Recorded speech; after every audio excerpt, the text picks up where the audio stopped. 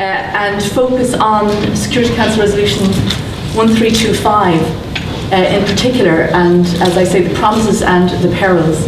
And really this could be about almost any engagement, feminist engagement with any form of international law really, but because today we're looking specifically at 1325 and what it offers feminism and what it offers feminist activism in the context of peace-seeking and post-conflict transition.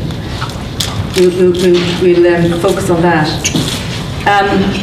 I think the one thing that I'd like to underline, because when we hear very clinical, Security Council resolution, something that has fallen out from on high, it's important to remember that it is the product of the women's movement, broadly defined.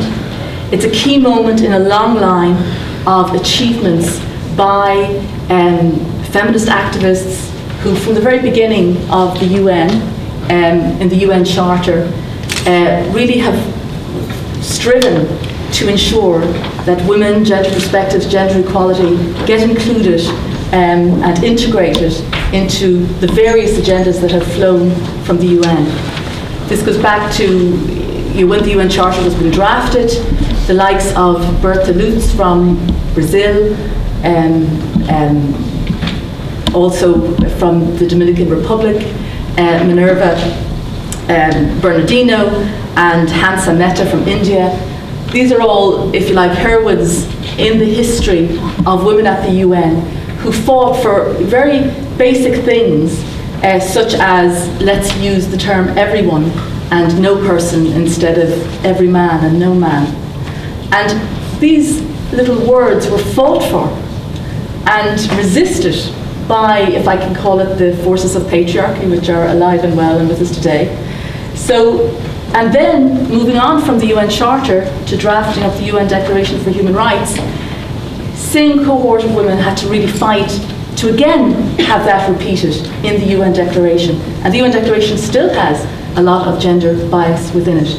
But the fact that women have to get out there and fight for gender neutral language in such these foundational documents.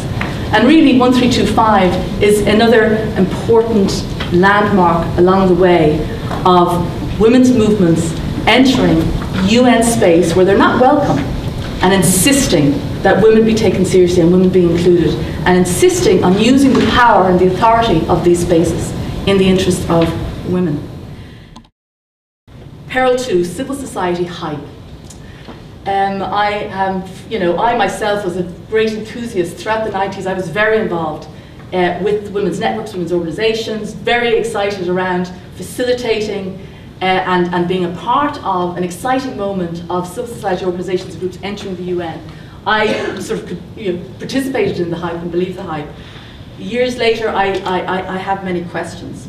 The pattern of women working through the informal civil society soft power, as I said, sustaining families, communities, sustaining fragile links across divides.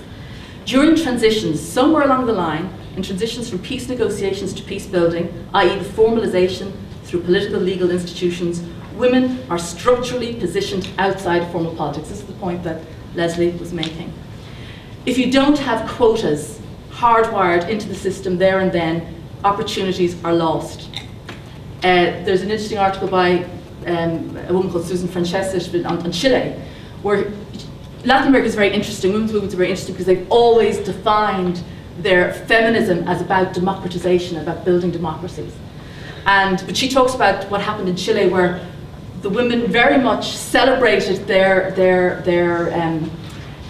ethos of not really engaging in formal power, not really wanting power over, really avoiding that kind of power. But when the moment came to begin to institutionalize democracy in Chile, they stepped back from that formal structuring of power and regretted it because they were shut out. They didn't seek equal representation through the formal corridors. They instead wanted to keep building on their nurturing, caring, sharing, cooperative power, which is a huge asset of women's movements everywhere.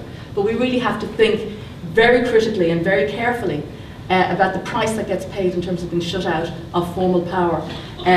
When we stand when we take a very principled position of not doing business with the dirtier realms of power. So It's just something to flag.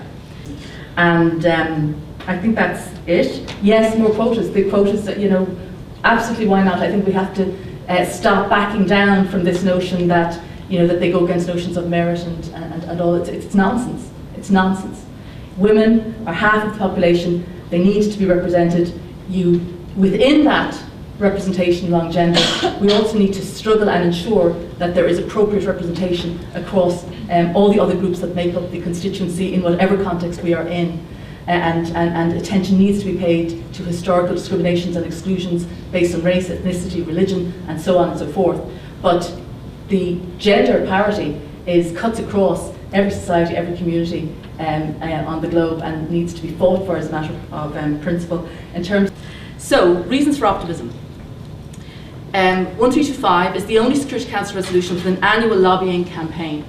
It is very much owned by the women's movement. We need to understand those roots, understand that law, this is a form of international law, but it's something that is just a site of struggle. It is something that pressure needs to keep on in terms of its realisation.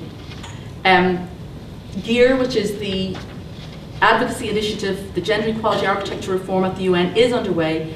If it happens, more resources, more monitoring will be available. Part of the problem is an utter tokenism and an utter lack of resources in terms of the women's human rights agenda more broadly, including Security Council 1325.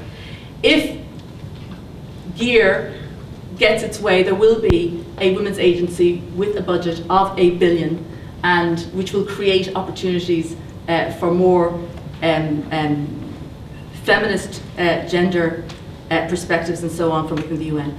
And also to situate 1325 in this wider human rights framework. So for example, the Women's Convention, which has been greatly strengthened over the last number of years, now looks for reports from governments on how it is implementing 1325. We all need to be making much better use of these mechanisms. In any given year, at least half of the countries that are under review by CEDAW are conflict or post-conflict countries. So there's an opportunity to strengthen 1325 by linking it in the general monitoring of human rights. So I will leave it there. Thank you very much.